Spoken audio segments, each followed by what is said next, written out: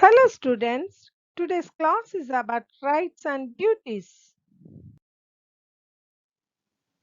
In this chapter, you will learn about the Constitution of India, the rights of Indian citizens and the duties, the directive principles of state policy. What is a constitution? Let me explain you in a simple way. Here is our school diary with a set of rules. It has a few pages saying its objectives and the way it functions. It also has few general instructions to parents. It delineates what the students can do and cannot.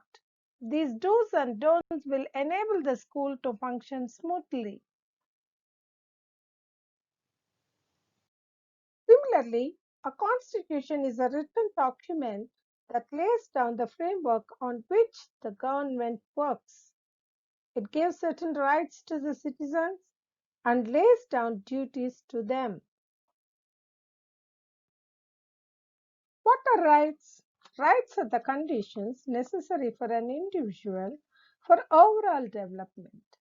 These rights uphold the dignity of the individual and nation's unity. They uphold the equality of all individuals. Rights embody key values in our society such as fairness, dignity, equality, and respect. They are an important means of protection. These basic rights were denied under the British rule to Indians for almost 200 years. Indians were deprived of freedom. They were forcibly made to serve the British men. After a long, hard struggle, India got freedom from the British on 15th August 1947.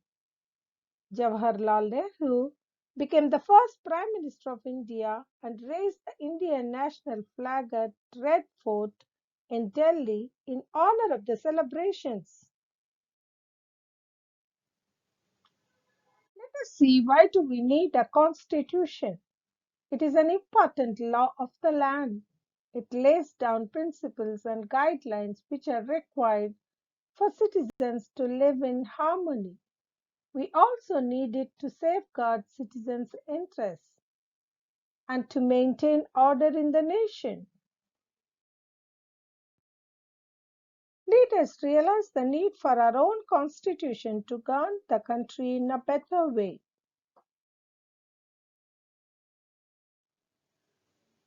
Leaders got together and set up the drafting committee on 29th August 1947 under the chairmanship of Dr. B.R. Ambedkar to prepare constitution. Dr. Ambedkar was an Indian economist, politician, and social reformer. He was independent India's first law minister who worked tirelessly to elevate the status of Dalits. The drafting of the constitution was finally complete on 26 November 1949.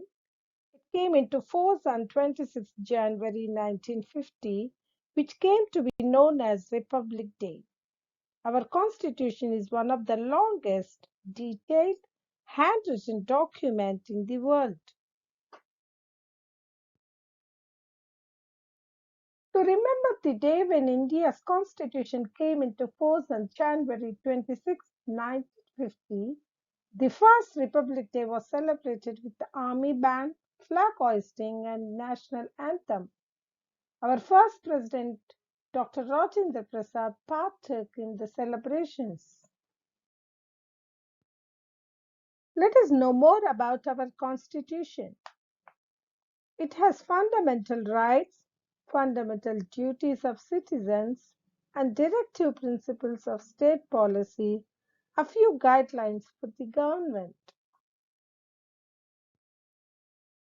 The Constitution of India gives all citizens certain fundamental rights and lays down the fundamental duties of the citizens. The government also has to follow a set of rules or basic laws when it makes a law without contradicting citizens' fundamental rights. However, it is government's responsibility to protect the rights of the people.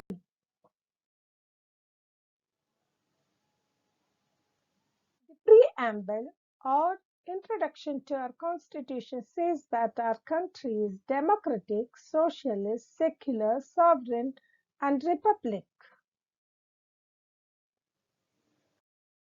Ours is a democratic country. Every adult citizen of India can vote to choose their leader, whether it is to form a union government, a state government, or a local self government.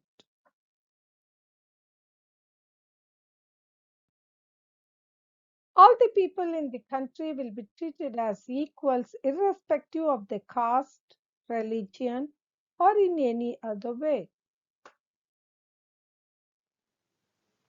All the people would be free to follow the religion of one's choice. This is known as secularism.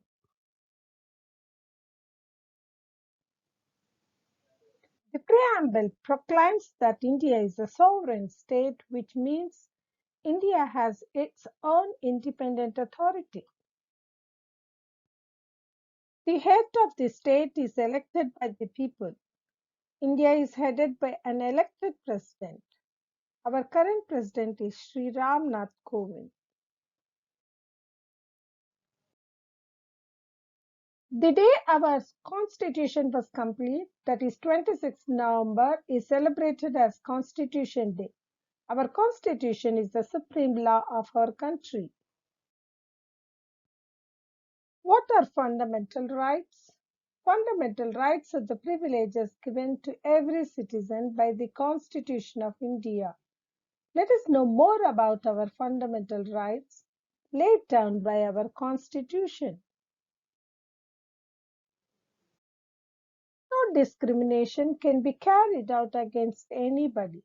All people have the right to use public roads, wells, and other facilities. Right to equality. All citizens are equal before law, irrespective of their gender, religion, status, position, or place of birth. Next fundamental right is right to freedom. People are free to express their views.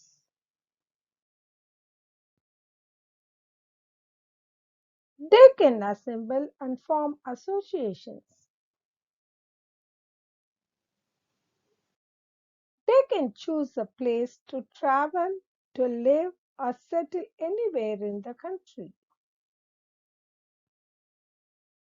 They can follow the trade and profession of their choice within the law. Next fundamental right is right against exploitation. This fundamental right prohibits forced labor. Nobody can be made to do work for somebody. Child labor is not allowed. Children between 6 and 14 years have the right to free and compulsory education. No one should make them work illegally in their concerns, like factories, mines, at homes as domestic labor.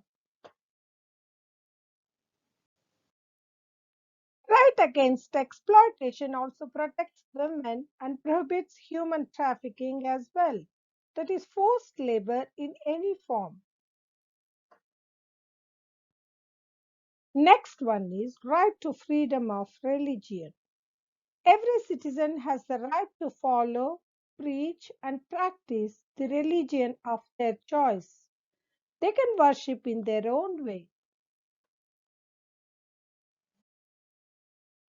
Next one is right to cultural and educational rights. India is a large country which is known for diversified culture. All sections of people have the right to preserve, protect, follow their own culture.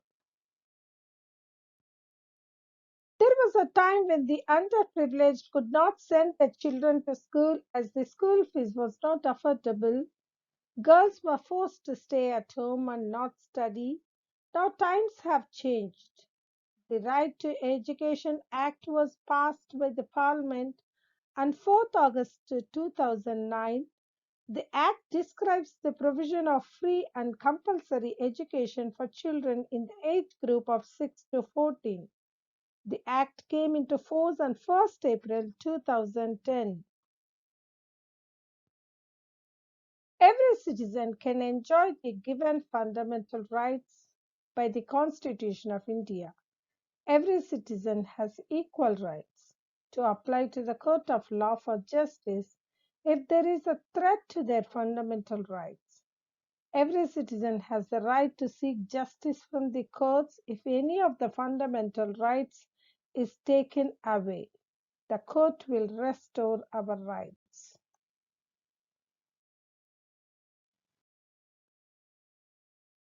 Let us recall the fundamental rights: right to equality, right to freedom of religion, right against exploitation, cultural and educational rights, right to constitutional remedies. The fundamental rights make a way for a better quality of life.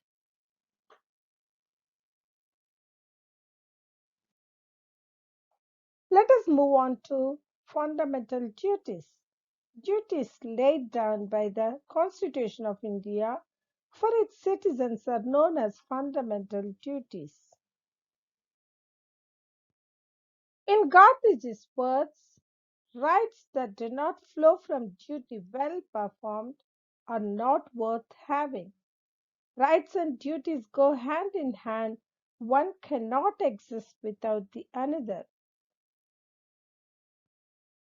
Some of them are: respect our constitution and obey the laws made by government.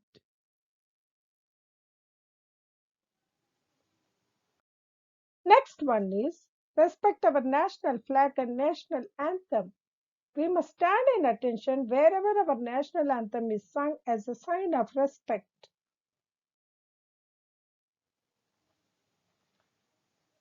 It is our duty to respect the diversity of our country. The diversity in India is unique. It is the land of many languages. It is only in India people professes all the major religions of the world. Next, our fundamental duty is protecting and preserving our environment, keeping the future generation in the mind.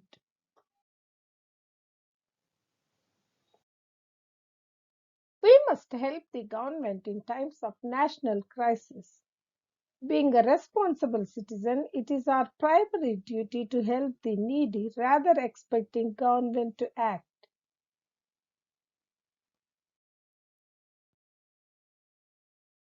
Here is an image showing people helping the needy voluntarily. Here are good Samaritans of society who stretch their helping hand to the needy in difficult times. If you are not happy with the laws, however angry you are, we should not damage public property as we can seek justice in courts. Next, our fundamental duty is we must treat all citizens equal and follow non-violence. If we enjoy only rights and don't discharge our fundamental duties, then there will be chaos and disorder in the country. Duties are as important as rights. Let us recall all our fundamental duties: respect our constitution, diversity of our country, national anthem, national flag. We must obey the laws. We should help in times of national crisis. We must protect and preserve our environment. We must not damage public property, treat everyone alike, and follow non-violence. Duties are a person's responsibility towards himself and others. Let us move on to directive principles of state policy. Directive principles of state policy are the guidelines given by the Constitution for the government to govern a country in a better way. Our government must try to follow these guidelines while making laws and policies and putting a law into practice. Sometimes government may not follow these guidelines, then citizens are not entitled to go to court. Providing free education for children in the age group of 6 to 14. Every child can get free and compulsory education in India now. Midday meal scheme was introduced in government school all over India to encourage them to come to school. Promote the educational and economic interests of the poorer sections of society. To promote economic interests of poorer sections of society, government designs schemes in such a way that needy families derive the maximum benefit like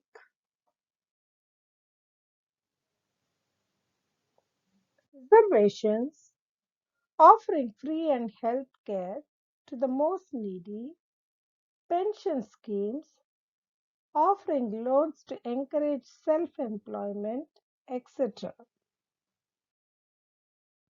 Next guideline is preventing child labor and providing equal status to both men and women.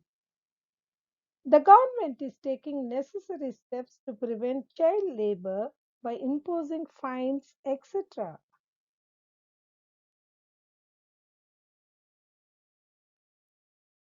Making the children work who are under 14 years is strictly prohibited.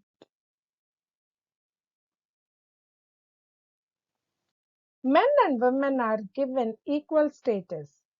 They are free to choose their profession irrespective of their gender. Society progresses well only when all its members get a fair chance to develop their potential and explore their dreams and aspirations. Let us recall directive principles of state policy: secure a social order for the promotion of welfare of the people, promote the educational and economic interests of the poorer sections of society, provision for free and compulsory education for children. Our former Indian woman Prime Minister Mrs. Indira Gandhi's words: people tend to forget their duties but remember their rights.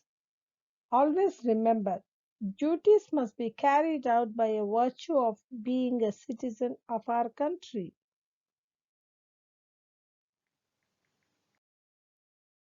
Here are little ways to be responsible. Parents, provide everything what you need and do everything to protect your rights. You owe the duty as well towards your parent to take care of your parents when they grow old. You have every right to play in public parks. It is your duty to maintain it clean as well.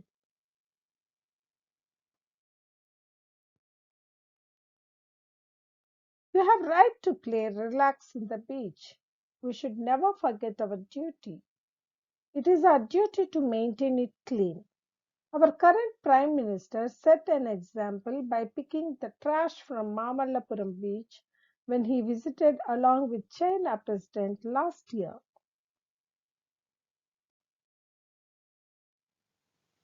As Albert Einstein said, the strength of the Constitution is largely vested with the citizens of that country.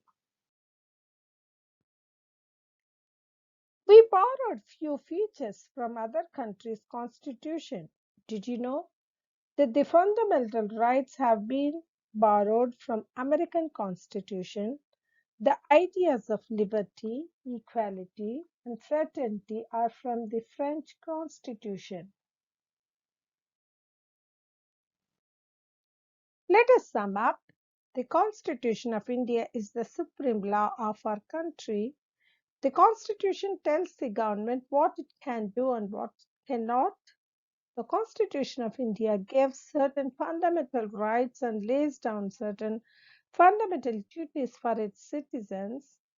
The court will restore fundamental rights if they are taken away from the citizens. Directive principles of state policy are the instructions for the government given by the Constitution of India. Thank you all for watching the video.